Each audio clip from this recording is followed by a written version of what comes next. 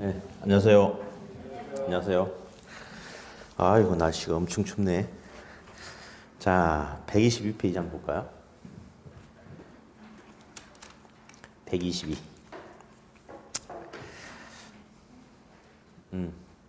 자, 거기 보니까 이제 제2절 부동산 경기 변동이란 부분이 있을 거예요. 그래서 이제 첫 번째 보니까 인플레이션이 나오고 인플레이션. 인플레이션은 이제 시험에 이제 뭐 거의 매번 직간접적으로 언급이 된다. 뭐 이렇게 생각하면 되겠는데요. 어디 한번 볼까요?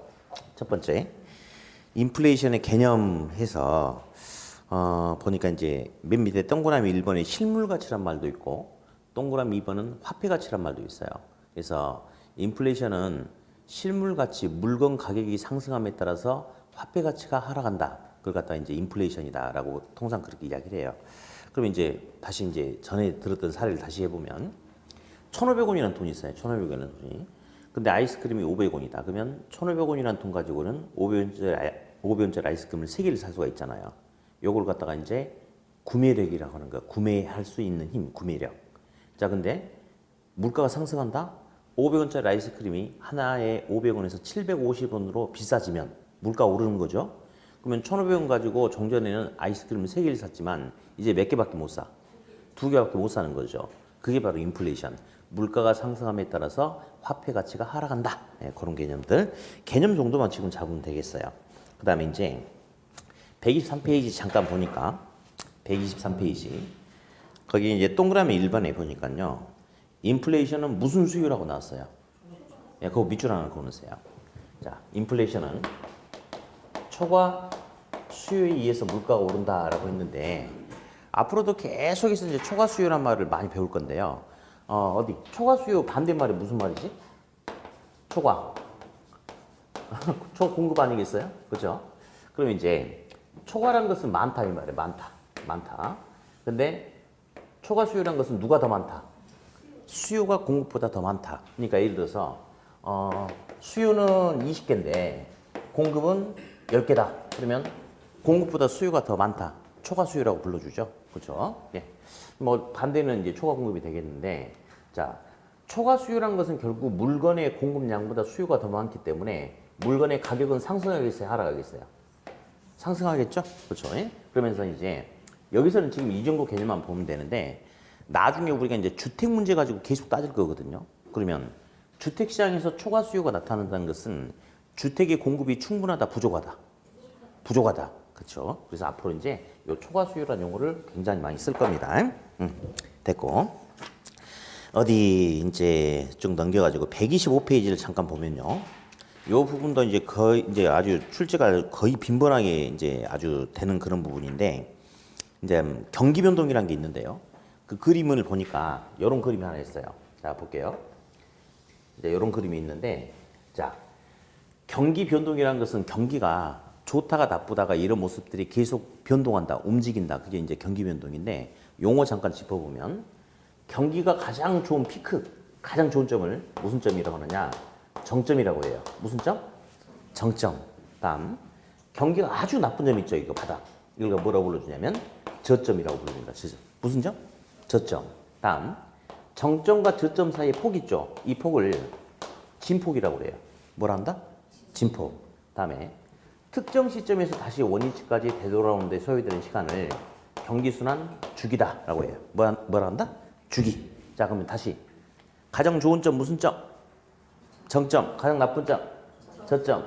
정점과 저점 사이의 폭? 진폭. 특정 시점에서 원위치까지 오는 데 소요되는 시간? 주기. 그래서 일단 용어를 한번 잠깐 살펴봤고요.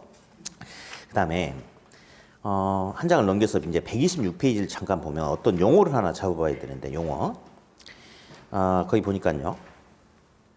동그라미 2번에 보니까 무슨 변동이 나왔어요? 계절적 변동이죠. 동그라미 5번은 무작위적 변동. 동그라미 5번은 무작위적 변동을 다른 말로 불규칙적 변동이다라고 하거든요. 그래서 이것도 은근히 좀 시험에 출제가 돼주는데 가끔 예를 들어서 대학교 인근의 어떤 상가, 대학교 인근의 뭐 하숙집의 공실률 등등등. 대학생들은 1년 내내 1년 내내 학교 다니는 거 아니죠. 학교 다니다가 방학도 하고 그러죠. 그러면 대학교 주변의 어떤 상권 같은 경우는 1년 내내 잘 되는 게 아니고 학생들이 개학해서 학교 다니면 잘 됐다가 방학하면 나빠지고 또 개학하면 좋아지고 이런 모습이 반복되죠. 이거는 계절에 따라서 달라지는 겁니까? 그렇죠. 그래서 무슨 변동이라 한다? 계절적 변동이라 한다. 이렇게. 그저께 저 용평 스키장 갔다 왔는데 사람들 많이 있더라고요. 그러면 그 스키장 같은 경우는 그것도 1년 내내 잘 되거나 1년 내내 안 되거나 그렇지 않죠. 뭐에 따라서? 계절에 따라서 호황과 불황이 반복되죠. 그런 개념을 계절적 변동이다. 그렇게 이야기를 해요. 다음. 지금 뭐 온 나라가 무슨 사건 때문에 시끄럽고 그런 것도 있고, 그다음에 이제 정부의 부동산 정책이라든지 글로벌 금융위기라든지 지진 뭐 이런 것들, 뭐 이런 것들에 의해서 또 영향을 받기도 하겠죠. 근데 이런 것들은 느닷없이 갑자기 생겨서 이제 시장의 영향 주기 때문에 불규칙적 무작위적 변동이다. 뭐 그 정도 용어만 잠깐 들으면 되겠고요. 다음 이제 넘겨가지고 어디를 이제 한번 가봐야 되냐면 저 133페이지 한번 봐야 돼요. 133.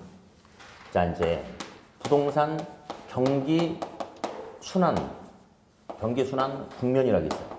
네. 부동산 경기 순환 국면에서 나타나는 여러 가지 특징.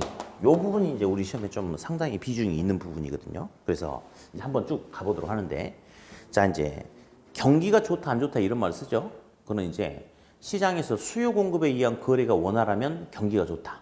수요 공급에 의한 거래가 원활하지 않으면 경기가 안 좋다. 그렇게 이야기하거든요. 그러면 경기가 안 좋을 때는 부동산 거래가 증가하겠어요? 감소하겠어요? 감소하겠죠. 경기가 좋을 때는 경기가 좋을 때는 부동산 거래가 증가하고요. 공실률 아세요? 공실률? 사무실 비어 있는 거. 경기가 좋을 때는 공실률이 많다, 적다? 적다. 경기 안 좋을 때는 공실률이 많다. 뭐 이런 것들. 그래서 이제 쭉 한번 정리를 한번 해볼 텐데요. 자, 경기가 나빴다가 좋아졌다가 나빴다가 좋아졌다가 이제 이런 모습들이 나타난대요. 경기가 좋은 점 무슨 점이라죠? 방금 경기가 좋은데 정점. 경기 나쁜 점은 저점 이렇게 이야기를 했어요. 그러면 시간이 이렇게 흘러간다고 하자. 그랬을 때 평균적인 기준선을 이렇게 제시를 한번 하고, 자, 시간이 흘러가요. 여기 1번이라고 한번 해볼게요. 1번. 1번은 시간이 가면 갈수록 경기가 계속 추락하는 거죠.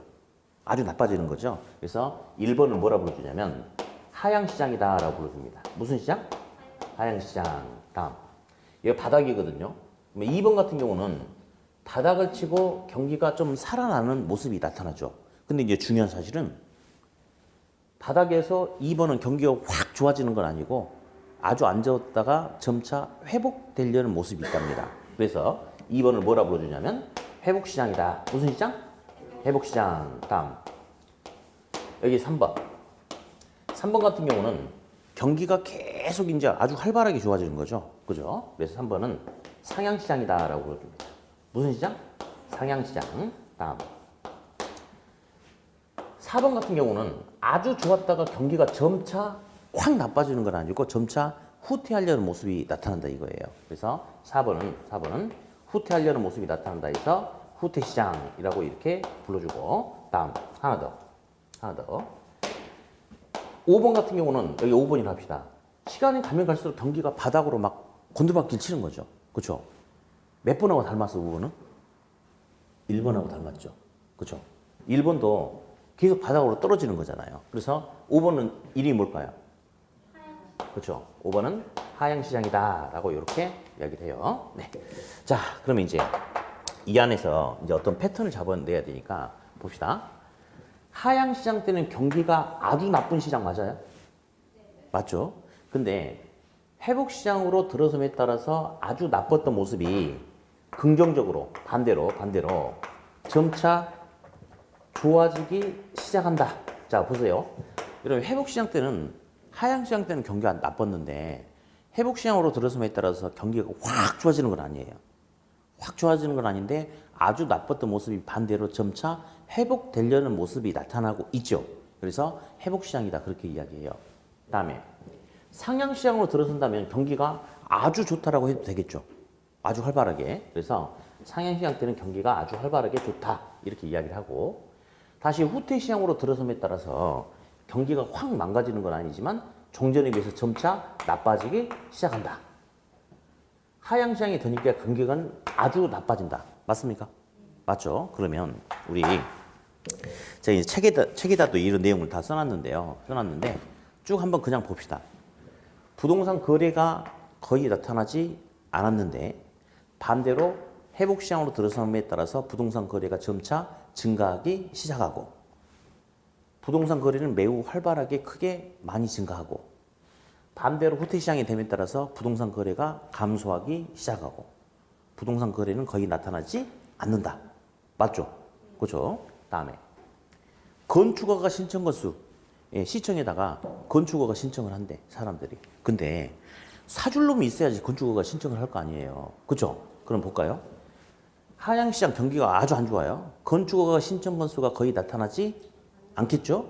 근데 반대로 회복시장으로 들어섬에 따라서 건축허가 신청이 발생하기 시작하고 건축허가 신청 건수가 매우 활발하게 크게 증가하죠?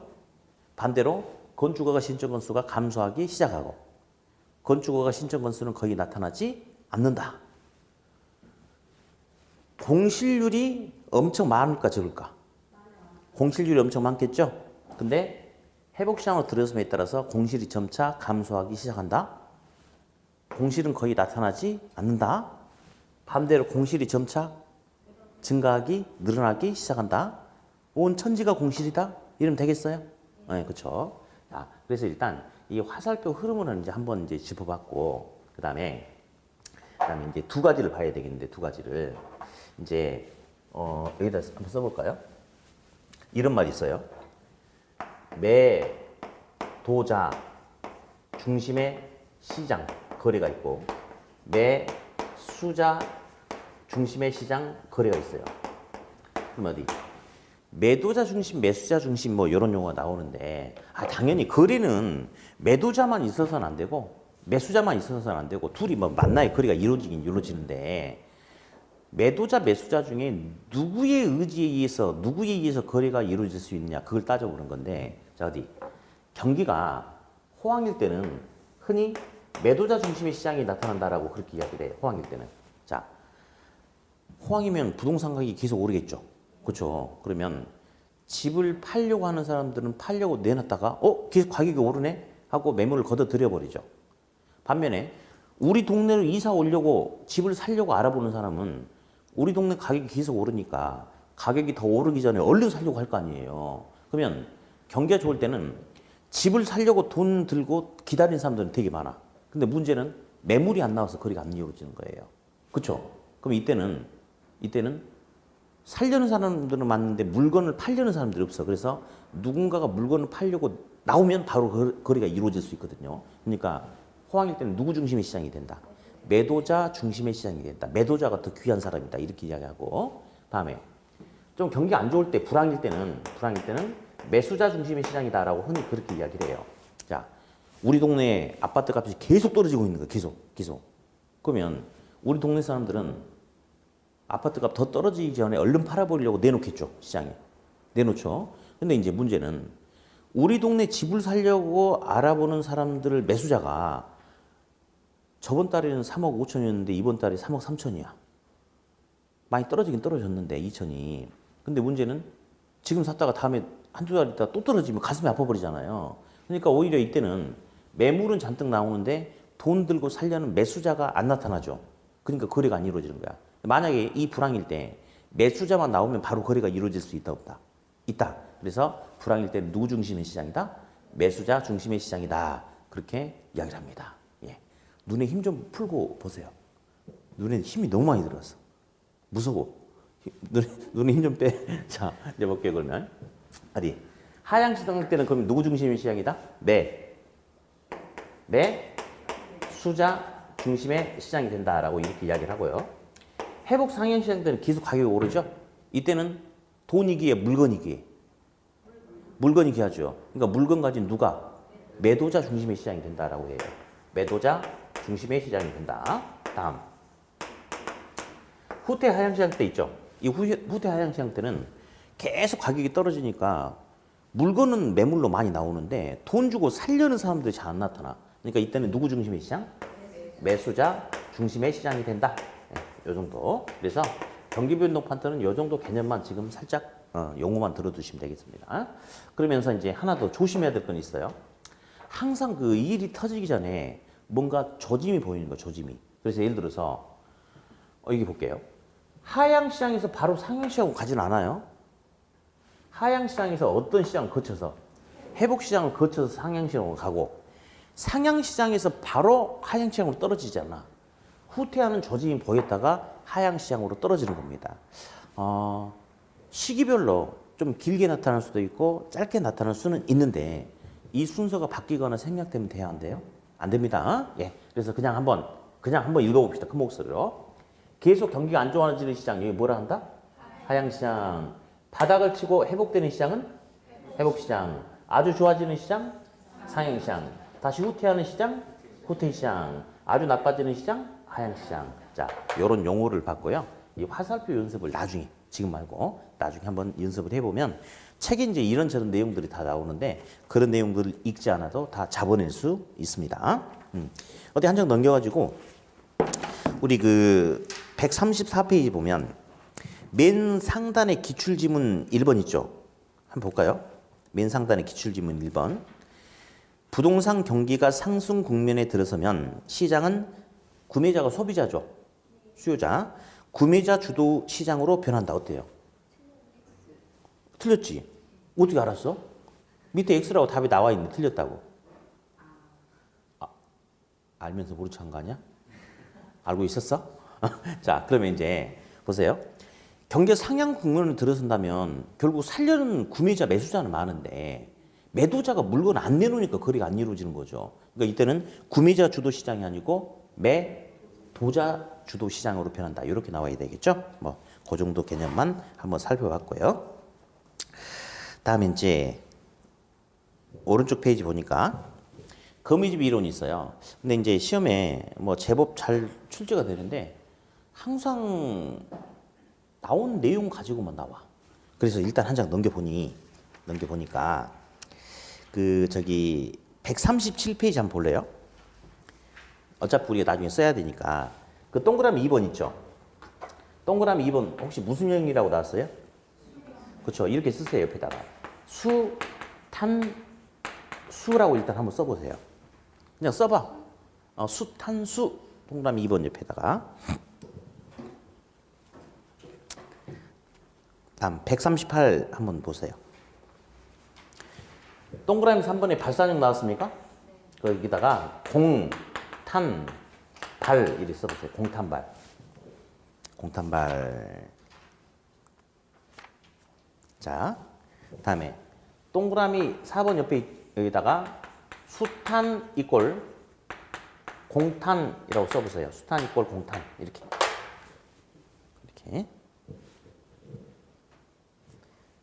거의 여기서 거의 시험이 다 나오거든요. 그러니까 이게 뭔 말인지 모르죠. 괜찮아. 그러니까 일단 책에다 써놓은 게 공부야. 그래서 아무 생각 없이 따라서 할 거예요. 어떻게 하느냐? 수탄수 공탄발 시작. 수탄수 공탄발 한 번 더 시작. 수탄수 공탄발 이제 그냥 흘려들어요. 나중에 뭐라고 알려줄 거냐면 이게 수가 무슨 말일 것 같아? 그렇지. 여기는 공급이지. 수요 탄력성이 더 크면 수렴형이다. 이제 나중에 그렇게 알려줄 거예요. 이건 무슨 말일 것 같아? 공급의 탄력성이 더 크면 발산형이다. 라고 나중에 알려줄게. 그러니까 지금은 수탄수 공탄발 이것만 쓰면 되겠고. 자, 이제 요거 가지고 이제 한번 이론적 배경을 가지고 살짝 한번 제가 뭐 좀 보여드릴 게 있어요. 보여드릴게. 그래서 이제 칠판 통해서 그냥 이야기만 한번 들어보세요. 이야기만. 자, 어디? 우리 지금 뭐 하려고 하냐면요. 거미집 모형. 거미집 이론에 대해서 이제 한번 배워보려고 그래요. 거미집 모형, 거미집 이론. 그럼 이제 거미집이 어떻게 생긴지 우리 예를 들어서 이거 볼게요.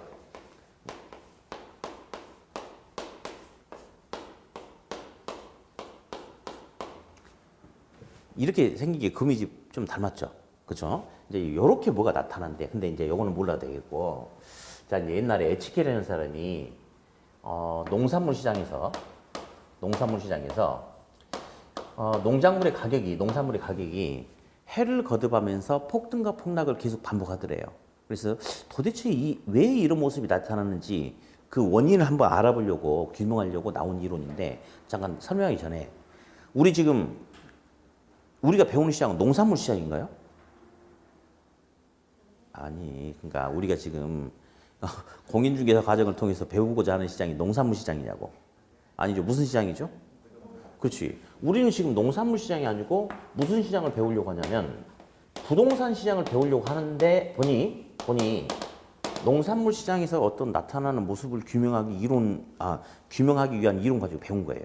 그래서 일단 한번 가봅시다. 자, 이제 공급자가 있어요. 공급자 갑돌이라는 친구가 있었는데 이 갑돌이는 IQ가 40밖에 안 됩니다. 40밖에. 그러니까 IQ가 40이면 똑똑한 사람이 바보예요. 바보죠. 그렇죠? 근데 이제 이 40이라는 숫자가 왠지 여러분들이 나중에 좀 친숙해질 가능성이 있어.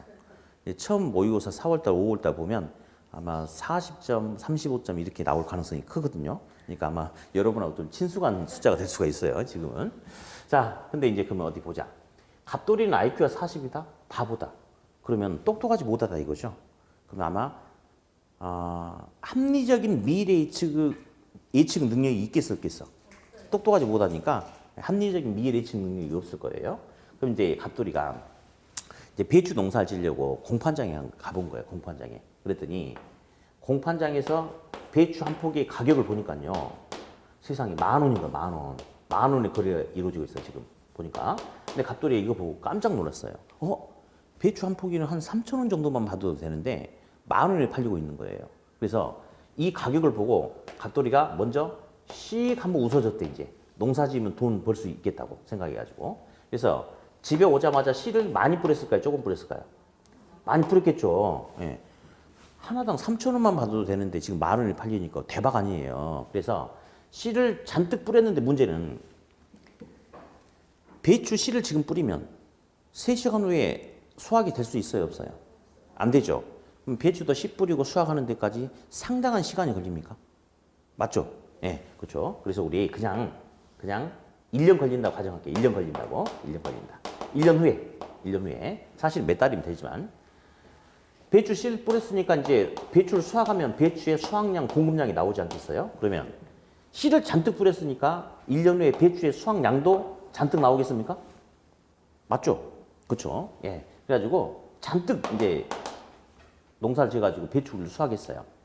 그래가지고 갑돌이는 이 배추를 가지고 이제 공판장에 가면서 꿈과 희망이 붙어 있는 거죠. 그래서 야, 배추 한 포기에 10,000원씩 팔면 원가 3,000원 빼고도 한 포기당 7,000원씩 남네 하고 꿈과 희망을 가지고 이제 공판장을 가는데 공판장에 사람이 없는 거야. 아침 일찍 갔는데 이게 웬일이지? 예. 근데 이제 저 뒤로 돌아와 보니까 이제 어떤 기가 막힌 상황이 생기냐면 이제 후문으로 잘못 들어갔었는데 정문으로 다시 가보니까 배추 한 포기 얼마라고 그랬어요?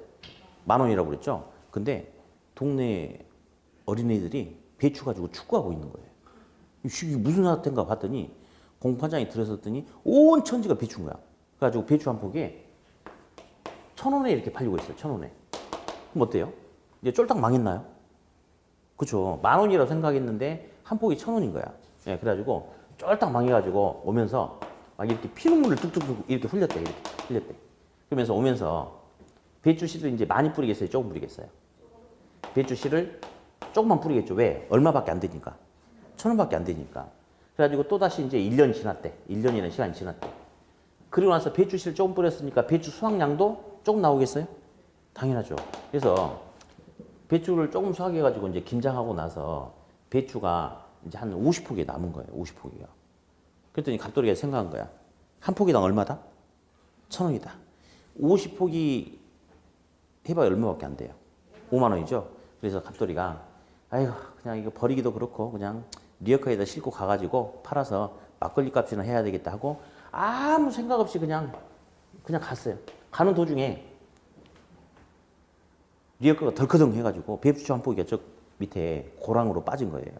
주우려고 하다 보니까 내려가서 주우려고 하다 보니까 어떤 생각이 드느냐. 저거 얼마짜리다. 저 1,000원짜리다. 해서 에이씨 하고 그냥 갔대. 근데 이제 공판장에 가니까 사람들이 아무도 없는 거예요. 공판장이 끝났나? 내가 지금 후문으로 잘못 돌았나 했는데 아니야. 제대로 들어간 거예요. 아무도 없어. 그랬더니 갑돌이가 가자마자 중간 상인들이 달라들어가지고 서로 자기들이 사겠다고 그래가지고 한 포기에 9,900원에 이렇게 팔아먹었대요. 그러니까 갑돌이 깜짝 놀란 거죠. 50포기니까 5만 원이 들어와야 된다고 생각하는데 한 포기당 9,900원이에요. 그러면 엄청난 이익을 가져갈 수 있는 거죠, 지금. 그래서 갑돌이가 이제 갑자기 기분이 좋아졌어. 기분이 좋아졌다가 이내 아쉬움이 남아요. 왜 아쉬움이 남을까? 어? 왜 아쉬움이 남을까? 아까 오다가 한 포기 저 고랑으로 떨어졌잖아요. 그 버리고 왔죠. 그거 가져왔으면 얼마짜리 그거? 9,900원이죠. 아무튼 그래. 그래서 또 꿈과 희망을 가져가지고 배추씨를 잔뜩 이렇게 뿌립니다. 배추씨를 잔뜩 뿌려요. 그러면 배추씨를 잔뜩 뿌리고 나서 나중에 1년 후에 또 수확량이 엄청나게 많아지겠죠. 또 가지고 가니까 한 포기 이제 1,100원 한대. 이런 식으로. 그래서 농산물 시장에서 보니 해를 거듭하면서 가격의 폭등 폭락이 계속 반복되더래요. 그래서 왜 그런가 봤더니 자, 공급자가 합리적인 미래예측을 하지 못한 거예요. 그래서 오로지 공급자는 오로지 뭐만 보고 공급량 결정했어요? 가격만 보고 공급량 결정한 거야. 근데 사실은 합리적인 공급자라면 시장에서 농산물 가격이 올해 너무 비싸다. 그러면 다른 사람들도 다 그거 하려고 할 거 아니에요. 그러면 조율을 해야 될 텐데 그러지 못하고 오로지 가격만 보고 지금 10,000원이면 내년에도 얼마일 것이다? 10,000원일 것이다. 해가지고 공급을 잔뜩 하는데 자기만 그런 게 아니고 다른 사람도 마찬가지야. 똑같이. 그래가지고 이런 모습이 나타나더라. 그래서 공급자는 합리적인 미래예측 능력이 결여된 상태에서 오로지 시장에서 뭐에 의해서만 가격에 의해서만 공급량을 결정하는 그런 오류를 범하게 되더라. 그래서 이런 모습이 나타나더라. 이제 이런 걸 가지고 나중에 풀어줄 거예요. 그래서 딱 하나만 공급자는 오로지 뭐에 의해서만 가격에 의해서만 공급량을 결정한다. 그 소리 하나만 딱 기억을 일단 해주시고 그냥 이런 사례를 한번 들어봤다라고 알아두시면 돼요. 근데 이제 사실은 실제 농산물 시장에서 이런 모습이 나타나요, 안 나타나요? 진짜 나타나요. 실제로 나타나요. 우리는 전국적으로 경험해 본 적이 있어요. 매년 전에 이렇게 되게 이렇게 날씨도 덥고 그래가지고 배추 수확량이 급격히 그러니까 배추가 없는 거야. 그래가지고 배추 한 포기에 11,000원, 2,000원 이런 적 기억나는지 모르겠다. 그런 적 있었죠. 예, 그래가지고 그렇게 비쌌잖아요. 그러니까 시골 텃밭이라는 공간만 생기면 전부 다 뭘 심었냐 사람들이 배추 심었어요. 그랬더니 몇 달 후에 마트에서 배추 한 포기에 990원에 팔고 막 이런 일도 있었잖아요. 그래서 이제 실제로 이런 모습이 많이 있는데 이거는 뭐 농민들을 탓할 일은 아닌 것 같아요. 우리 아버지 사시는 동네가 나주인데 나주 아시죠? 나주하면 제일 먼저 떠오르는 게 뭐예요? 아니에요. 나주는 있잖아요. 인간성이 제일 좋은 동네라고 있잖아요. 인간성이. 그 다음 배, 홍어, 그리고 메론이죠. 메론. 메론이 나주에서 우리나라 퍼센트는 정확하게 모르는데 우리나라 수확량의 상당히 많은 부분을 나주에서 생산하고 있는데요. 나주에서 메론 농사 짓는 사람들은 다 부자예요. 다 부자. 근데 그 결정적인 이유가 뭐냐면 이게 이제 조합을 이렇게 자기들이 설립을 했어요. 이제 그 나주시에서도 같이 참여해가지고 우리가 흔히 뭐 TF 구성한다 뭐 이렇게 이야기하죠. 그래가지고 조합을 설립해가지고 뭐 농업 기술 보급해주고 이런 건 당연한 거고 나주시에서 이제 정책적으로 농협 같은 데서 뭘 하냐면 수확량을 조절해 버려요. 수확량을. 그래가지고 이제 여러 조합원들이 있을 거 아니에요. 그러면 사람들이 뭐 어떤 날은 나는 오늘 주말이니까 놀래. 그러면 금요일날 잔뜩 수확을 해버리고 이래가지고 하면 안 되니까 할당을 해주는 거야. 당신은 오늘 몇 개 따고 몇 개 따고 몇 개 따고 이렇게 해가지고 할당을 해버리니까 월요일부터 금, 토, 일요일까지 하루에 이렇게 공판장에 나오는 수량 있죠. 그게 어느 날은 많이 나오고 어느 날은 조금 나오고 그런 게 아니고 일정하게 빼버린 거야 이렇게. 그러니까 가격이 크게 변동해야 안 해요. 안 하고 폭락하지 않아. 그래서 일정한 가격을 받을 수 있게끔 그렇게 해버린 거야. 그러니까 이제 이 나주에서 메론 농사 짓는 사람들은 다 부자예요, 부자. 예. 배 농사 짓는 사람들은 그게 안 되거든요. 근데 여기는 그게 돼. 그러니까 사실은 이런 거는 뭐 농민들이 바보다 이런 건 아니고 이런 시스템이 좀 필요하다. 뭐 이런 게 되겠어요. 네. 아무튼 자 이렇게 해서 거미집 이론 한번 살펴봤고요. 자 다음에 이제 또 용어를 이제 또 쭉 봐야 되니까 어디를 보냐면 146페이지. 146페이지. 146페이지 맨 상단에 보면 양가로 3번에 주택 수요와 주택 소요 있죠. 그렇죠? 보이세요? 네. 주택 수요, 주택 소요. 서로 뭐 대답도 하고 하면 좋을 텐데. 응? 자, 어디 보자.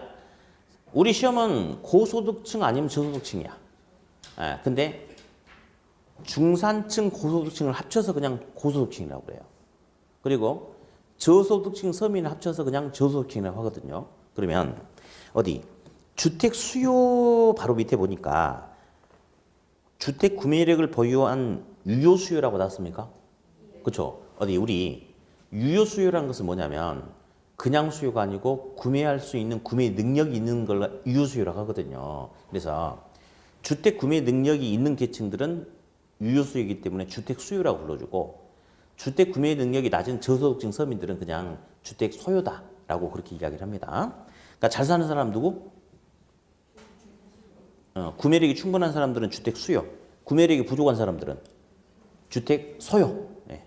어디? 여기 볼게요. 우리들은 지금 지식 배우러 왔죠? 그럼 여러분들은 지식 수요 계층이에요? 지식 소요 계층이에요? 지식 수요. 어? 뭐라고 했어요? 지식 수요 계층이라고? 아, 지금 현재 상태가 무슨 상태냐고. 그렇죠? 지금 상태는 지식 많이 소유 상태죠? 근데 열심히 하다 보면 뭐로 바뀔 수 있어요? 지식 수요 계층으로 바뀔 수 있죠? 그렇죠? 그래서 좀 더 열심히 달려야 됩니다. 네.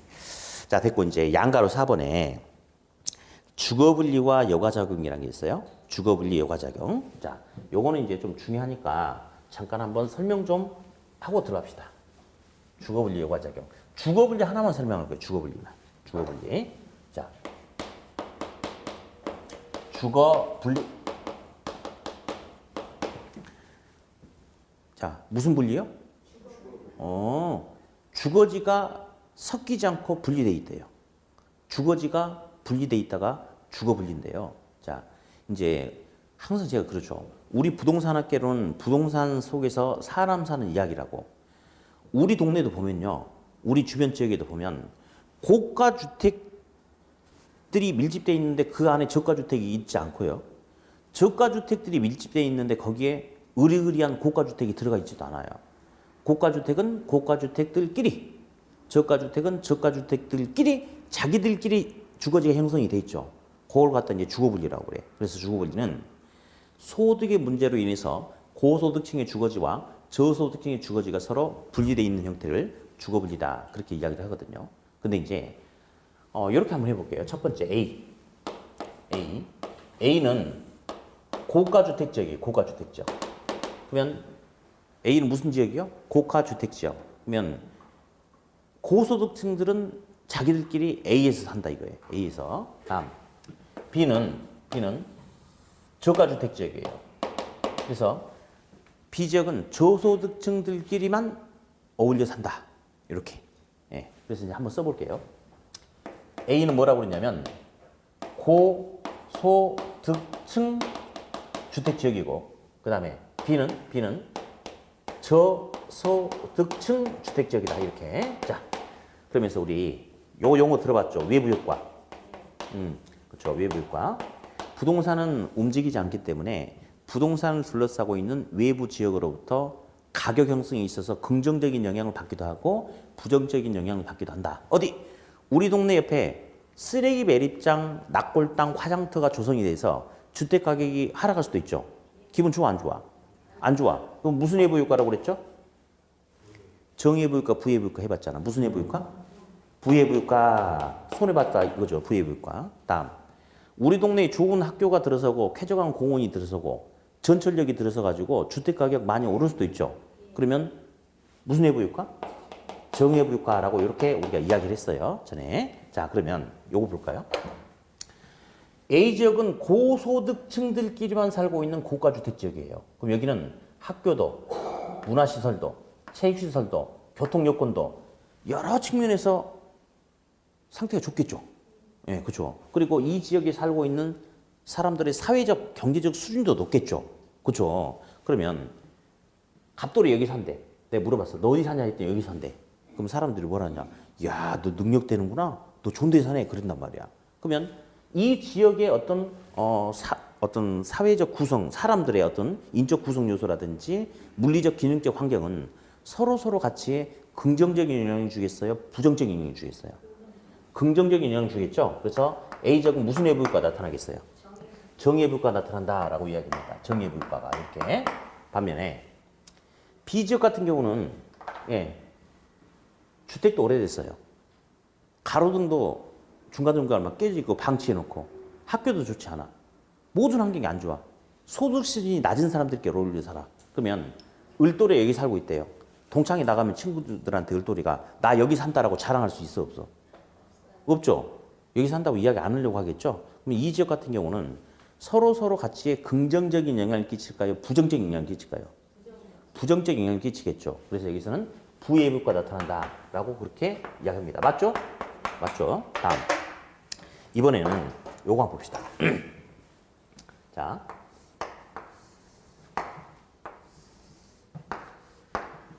저소득층 주택지역, 그 다음에 고소득층 주택지역이 이렇게 있다. 둘 사이에 경계가 있다라고 이렇게 하자. 경계가.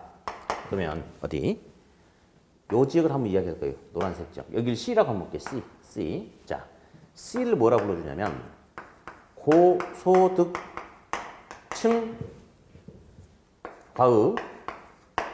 인접 경계 지역이다 라고 이렇게 이야기해요. 다시 여기 D라고 할게요. D는 저소득층과의 인접 경계 지역이다 라고 이렇게 이야기하는데 처음엔 좀 헷갈릴 수 있어요. 이제 잘 볼게요. C는 누구랑 인접 지역이라고 그랬어요? C? 고소득층과 인접 지역이라고 그랬죠? 그 이유가 있어요. 저소득층들이 살고 있는 바운더리가 지금 여기잖아요. 이 지역 내에서 요 C 지역은 누가 바라봤을 때? 저소득층이 바라봤을 때 고소득층 주택지하고 가장 가깝다 해서 고소득층과의 인적 경계 지역이다라고 그렇게 이야기를 해요. 그러면 저소득층 입장에서는 고소득층 주택지역하고 가까이 있을수록 외부로부터 교육이라든지 교통이라든지 어떤 재개발에 대한 기대감이라든지 이런 긍정적인 영향을 더 받을 수 있겠죠. 그렇죠? 여기는 정의외부과 부의외부과. 정의외부과 나타나요. 다음. 반면에 고소득층들이 살고 있는 공간이 지금 이 공간이거든요. 이 지역이. 이 지역 내에서 이 D는 말이죠. 고소득층이 바라봤을 때 저소득층 주택지역과 가장 가까이 있죠. 고소득층들은 자기들끼리 어울려 살기를 원하는 거죠. 그러니까 저소득층하고 가까이 붙어 있을수록 고소득층 좋아해, 싫어해? 싫어하잖아요. 그럼 여기는 정의외부과 부의외부과? 부의외부과 나타나겠죠? 자, 그러면 이제 이렇게 하면 돼요. 이렇게 하면. 자, 보세요. A가 뭐냐면요. A는 고소득층 주택지역이고요. 다음, C는 고소득층과 인접한 주택지역이죠. 그러니까 사실은 A하고 C는 달라요. 다시 해볼게. 고소득층 주택지역. C는 고소득층과 인접한 주택지역. 다르거든요. 근데 결론은 똑같아. 고소득층 주택지역이든 고소득층과 인접한 주택지역이든 둘 다 무슨 외부효과 나타난다? 정외부효과 나타납니다. 다시. B지역은 저소득층 주택지역이죠. 근데 B지역은 D지역은 고소득층이 바라봤을 때 누구랑? 저소득층과의 인접한 주택지역이란 말이에요. 그러면 사실은 B하고 D는 서로 달라. 그렇지만 결론은 똑같아. 둘 다 무슨 외부효과죠? 둘 다 부외부효과 나타난다. 이렇게 알고 있으면 돼요. 이렇게. 그래서 다시 한번. 주거부지라는 것은 소득의 문제로 인해서 고소득층의 주택지역과 저소득층의 주택지역이 서로 분리돼서 입지하는 게 말 그대로 주거지가 분리돼 있다 해서 무슨 분리다? 주거분리다 이겁니다. 자, 그러면서 고소득층 주택지역이든지 고소득층하고 인접한 주택지역이든지 전부 다 무슨 외부효과? 정외부효과. 그래서 앞으로 고소득층 차고 나오면서 문장이 뭔가 설명하려고 하면 뭐다? 정외부효과다. 이러면 돼버리고요. 다음. 저소득층 주택지역이든지 저소득층하고 인접한 주택지역이든지 저소득층 차고 나오면서 문장을 설명하려고 하면 전부 다 무슨 외부효과다? 부해부효과다. 그렇게 그냥 정리합니다. 그래서 다시 한번 고소득층 무슨 해부효과? 정해부효과. 저소득층은 부해부효과. 그 정도만. 네. 그렇게 용어만 좀 들어두시면 돼요.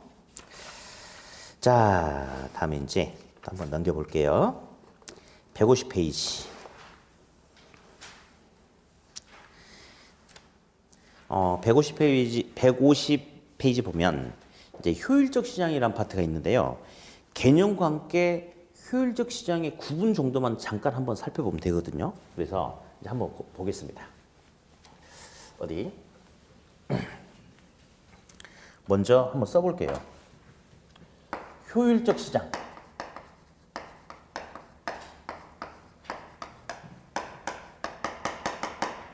먼저 개념만 잠깐 일단 봅시다. 부동산 가치. 자, 부동산 가치에 영향을 끼칠 수 있는 요인들은 다양할 수 있어요. 네. 똑같은 토지를 하지만 토지 소유자가 어떻게 이용하냐에 따라서 토지 가치가 달라질 수도 있고 뭐 등등등 여러 가지가 있는데 여기서는 오로지 부동산 가격에 영향을 끼칠 수 있는 요인 중에 딱 하나, 정보란 요인 하나만 가지고 이야기를 하겠대요. 그래서 효율적 시장의 개념이 뭐냐면 새로운 정보가 지체 없이 즉각적으로 부동산 가격에 영향을 끼치는 시장을 효율적 시장이다라고 그렇게 이야기를 하는데요. 어디? A 지역이 개발된다라는 발표가 나자마자 A 지역의 부동산 가격이 상승했다. 개발된다라는 새로운 정보에 의해서 A 지역의 부동산 가격이 바로 영향받았죠. 그런 개념을 효율적 시장이다. 무슨 시장이다? 효율적 시장이다. 그렇게 이야기를 해요. 매년 한 번씩은 정말 어쩌다가 대박 나는 시험이 나와요. 어떻게 하느냐?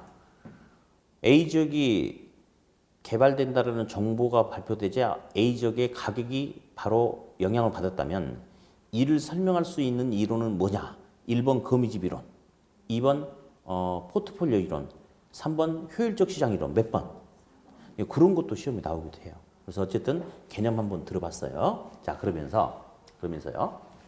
우리 여기서는 오로지 부동산 가격에 영향을 끼칠 수 있는 요인 중에 딱 하나 뭐만 보겠다? 정보란 요인 딱 하나만 보겠다. 그러면 정보를 통해서 정상이윤이라는 용어도 나오고요. 초과이윤이라는 용어도 나와요. 정상이윤과 초과이윤 이런 말이 있는데 자, 우리 한번 체크 좀 하고 갑시다. 정상이윤이 무슨 말인지 대충 감 오죠? 정상이윤은 남들하고 똑같은 거 다른 거. 남들이 버는 만큼 나도 똑같이 벌겠다. 그게 바로 정상이윤이거든요. 초과이윤은 남들보다 더 많은 이익을 가져가겠다? 맞겠죠? 그럼 어디? 오로지 부동산 가격에 영향을 끼치는 요인 딱 하나 뭐만 보겠다? 정보. 그러면 아마 정보는 남들도 다 같이 알고 있는 정보란 말이 있을 테고 남들이 모르는 정보도 있을 것 같아요. 그러면 어디? 정상이윤을 얻겠다는 것은 나도 남들하고 똑같은 이익을 가져간다 이 말이거든요. 그러면 남들이 아는 정보, 모르는 정보. 남들이 아는 정보를 나도 알고 있으면 나도 남들하고 똑같은 무슨 이윤만? 정상이윤만 가져간다. 그렇게 이야기하고 다음. 정보를 통해서 남들보다 더 많은 초과이윤을 가져가겠다? 그럼 대충 감이 와야 될 것 같은데. 남들보다 더 많은 초과이윤을 가져가려면 남들이 아는 정보, 모르는 정보. 남들이 모르는 정보를 내가 알아야지 나는 남들보다 더 많은 초과이윤을 가져갈 수 있다. 그렇게 감을 일단 잡으시고 다음에 이제 책 하단부에 있는 표를 가지고 이야기할 거예요. 표. 이제 구분 한번 해볼 텐데 자 볼게요. 강성 효율적 시장이라는 게 하나 있고 그 다음에 중강성 효율적 시장이라는 게 하나 있고 그 다음 약성 효율적 시장이 하나 있어요. 근데 우리 지금 당장 시험 볼 거 아니니까 한번 용어를 봅시다. 우리 어떤 정보가 반영되느냐에 따라서 시장을 구분했대. 그냥 이렇게 용어가 합의된 약속인데 그러면 강성 시장, 중강성 시장, 약성 시장이 있는데 어떤 시장의 정보가 제일 약한 정보가 반영될 것 같아? 바보 아닌 인상 이렇게 대답해야지. 제일 약한 정보가 반영될 것 같죠? 제일 센 정보는 어디에 반영될 것 같아? 강성이겠죠. 그래요, 맞아. 대충 용어 한번 봤고요. 그러면 이렇게 이제 시장을 구분하는데 자, 과연 이 시장에는 첫 번째 어떤 정보가 반영이 되는지 그리고 정상적인 이윤을 얻기 위해서는, 정상 이윤을 얻기 위해서는 어떠한 분석이 이루어져야 되는지, 다음 초과 이윤을 얻기 위해서는 어떤 정보를 분석을 해야 되는지 한번 살펴봅시다. 어디? 과거, 현재, 미래가 있는데요. 약성효율적 시장이라는 게 있어요. 현실적으로는 존재하지 않아요. 근데 약성효율적 시장은 이미 지나가 버린 과거의 정보만 반영되는 시장을 약성효율적 시장이다라고 그렇게 이야기한대요. 우리 교도소도 있죠. 교도소도 TV 있는지 아세요? 안 가봐서 모르는구나. 언제 기회 되면 한번 갔다 오시면 그것도 괜찮을 텐데. 교도소에도 TV가 있어요. 그러니까 교도소에 수감돼 있는 사람들은 사실 사회하고 단절돼 있잖아요. 그렇죠? 근데 세상 돌아가는 현재의 정보를 바로바로 알 수 있어요, 없어요? 있죠. 그단 말이에요. 그러면 제가 억지스럽게 한번 만들어 볼게요. 이거 우리 뒤쪽에 어떤 산이 있어요. 아주 깊은 산이 있는데 산골짜기에 옛날부터 사람들이 이렇게 부락을 형성해서 살고 있는데 이 사람들은 TV도 라디오도 핸드폰도 아무것도 없대요. 그냥 자기들끼리 살고 있대.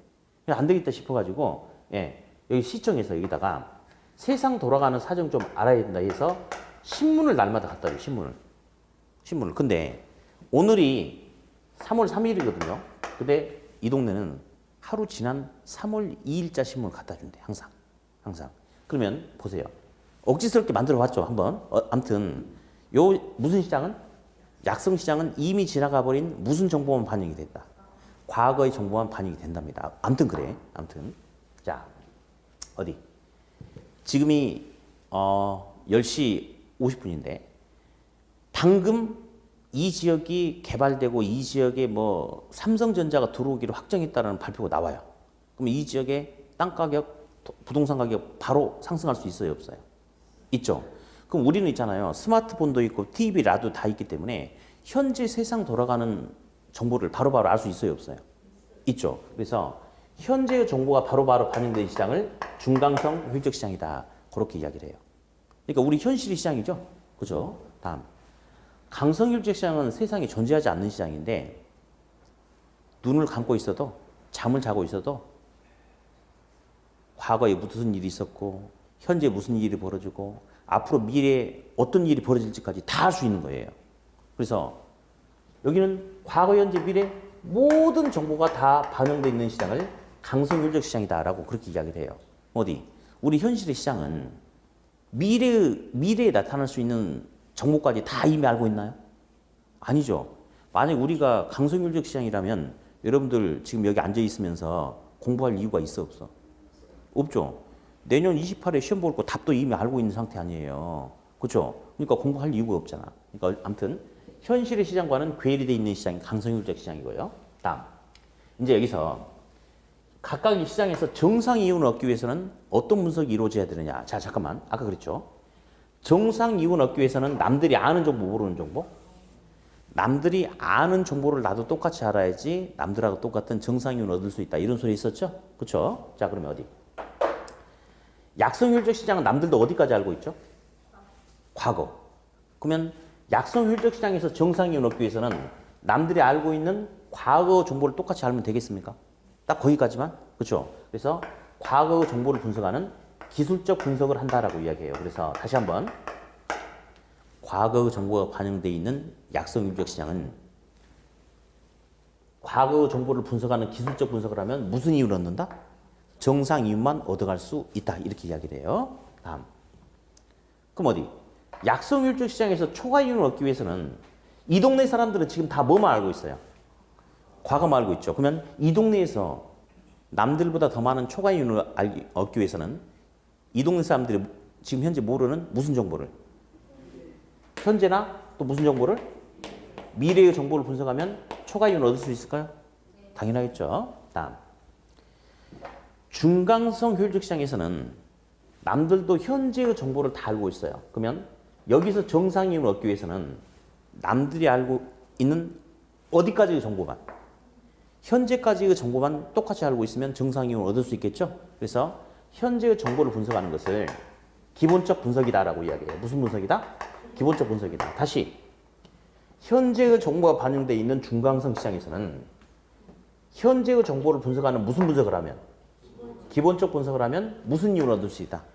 정상 이윤을 얻을 수 있다. 그렇게 이야기하고 지금 이거는 볼 필요 전혀 없고요. 그럼 다시. 그러면 중간성 시장은 현재의 정보까지 반영되어 있는 시장인데 여기서 만약에 현재의 정보를 분석하는 기본적 분석을 하면 뭘 얻을 수 있는데? 정상 이윤을 얻을 수 있는데 만약에 초과 이윤을 얻기 위해서는 이 시장에서 남들이 모르는 정보를 알아야 되겠죠? 이 중간성 시장에서 남들이 모르는 정보는 뭐가 있지? 현재까지는 다 알고 있잖아. 그러니까 남들이 모르는 미래의 정보를 분석하면 뭘 얻을 수 있다? 초과 이윤을 얻을 수 있다. 그렇게 이야기하고요. 다음. 강성률 시장은 있잖아요. 과거, 현재, 미래 모든 정보를 다 알고 있대. 그러니까 현실적으로 말이 안 되지만 아무튼 정보를 통해서 초과 이윤을 얻으려면 남들이 아는 정보, 모르는 정보. 남들이 모르는 정보를 분석해야지 초과 이윤을 얻을 수 있는 거죠. 그러면 강성률적 시장에서는 어떤 정보를 알아야지 초과 이윤을 얻을 수 있을까요?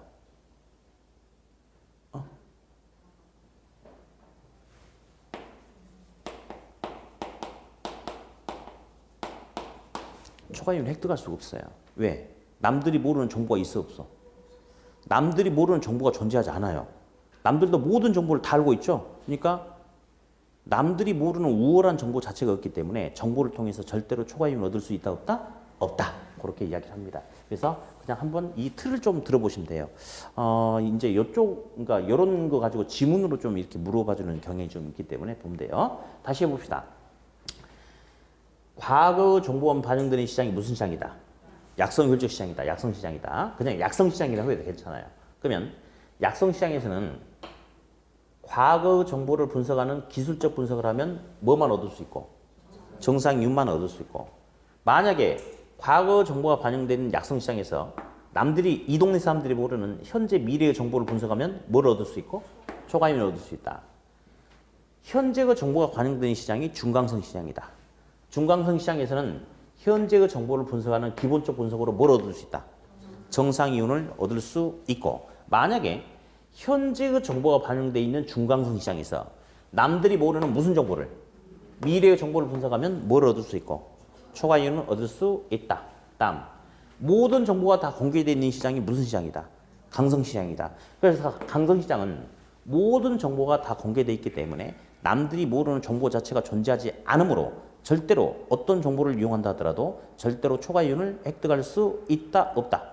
획득할 수 없다. 그렇게 딱 정리를 해봤어요. 네. 어디? 오늘 날씨가 추우니까 오늘 또 배웠던 걸 또 금방 잊어버릴 것 같아서 다시 한번 봅시다. 시작하자마자 우리 인플레이션 잠깐 한번 해봤네. 인플레이션은 뭐라 그랬더라? 물가가 상승함에 따라서 화폐 가치가 하락하는 것을 인플레이션이라고 그랬죠? 그러니까 물가가 오르면 돈에 구매할 수 있는 힘이 떨어진다. 그게 바로 인플레이션이다. 아까 개념 한번 잡아봤고. 그다음에 경기 변동이란 말 잠깐 들어봤네요. 경기 변동. 예. 자, 이제 경기가 좋고 나쁘고 이런 것들이 달라지는데 어디? 이렇게 하면서 경기가 가장 좋은 점은 뭐라고 했더라? 정점. 가장 나쁜 점. 저점. 요거 폭. 진폭. 요거 주기. 그래서 정점, 저점, 주기, 진폭 했고 다음에 경기가 아주 나쁜 시장을 하향시장이라고 그랬죠? 경기가 바닥을 찍고 회복되는 게 뭐야? 회복시장. 아주 좋아지는 것은 상향시장. 요거 후퇴하는 시장. 그 다음 요거 나빠지는 거 하향시장. 순서 바뀌면 된다 안 된다? 안 된다 안 된다. 순서 절대 바뀌면 안 되고 하향시장 때는 경기가 아주 나쁜 시장이고 회복시장은 반대로 좋아지기 시작하는 시장이고 상향시장 경기가 아주 좋은 시장이고 후퇴시장 때는 경기가 후퇴하기 시작하고 하향시장 때는 경기가 아주 나쁜 시장이다. 그러면서 매도자 중심의 시장, 매수자 중심의 시장 잠깐 들어봤어요. 경기가 호황일 때는 누구 중심의 시장? 그때는 돈 가지고 살려는 사람들은 많은데 매물이 안 나와서 거래가 안 돼. 그러니까 매도자 중심의 시장이고 경기가 불황일 때는 계속 가격이 떨어지니까 매물은 잔뜩 나와. 근데 결국 돈 들고 살려는 사람들이 나타나야 거래가 이루어지니까 누구 중심? 매수자 중심의 시장이다. 그런 용어를 한번 들어봤고요. 네, 다음. 이제 주거분리란 말 한번 들어봤죠? 주거분리. 자, 주거분리는 말 그대로 뭐가 분리되는 거야? 주거지가 분리돼. 그래서 소득의 문제로 인해서 고소득층의 주거지하고 저소득층의 주거지가 분리되는 게 주거분리인데 A, B, C, D 아까 4개 해봤네. 응? A 뭐였냐면 고소득층 주택지역이고 C는 고소득층과 인접한 주택지역이야. 이거든 저거든 고소득층 차고 문장이 나오면 무슨 해부일까? 정해부일까? 다음 B 저소득층 주택지역이라고 했어. D 저소득층이 고소득층이 바라봤을 때 저소득층과 인접한 지역이라고 했어. 그러니까 B든 D든 저소득층 차고 나오면 무슨 해부일까? 부해부일까? 그렇게 찍으면 된다고 그랬죠? 다음 효율적 시장 아까 해봤죠 방금. 예. 새로운 정보가 지체 없이 가치에 영향을 끼치는 시장이 효율적 시장인데 여기서는 오로지 가격에 영향을 끼치는 요인 딱 하나 뭐만 보겠다. 어? 정보 하나만 보겠다고 그랬죠. 정보 하나만. 그래서 정상 이윤이라는 용어가 나온다는 것은 남들이 아는 정보 모르는 정보. 남들이 아는 정보를 나도 알아야지 정상 이윤을 얻는 거고 정보를 통해서 초과이윤을 얻겠다?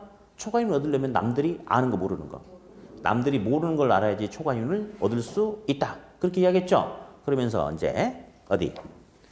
이미 지나가 버린 과거 정보만 반영되는 시장이 무슨 시장? 약성시장. 그러면 약성시장은 과거의 정보가 반영된다? 그러면 정상 이윤을 얻기 위해서는 과거 정보를 분석하는 무슨 분석을? 기술적 분석을 하면 딱 뭐만 얻는 거야? 정상 이윤.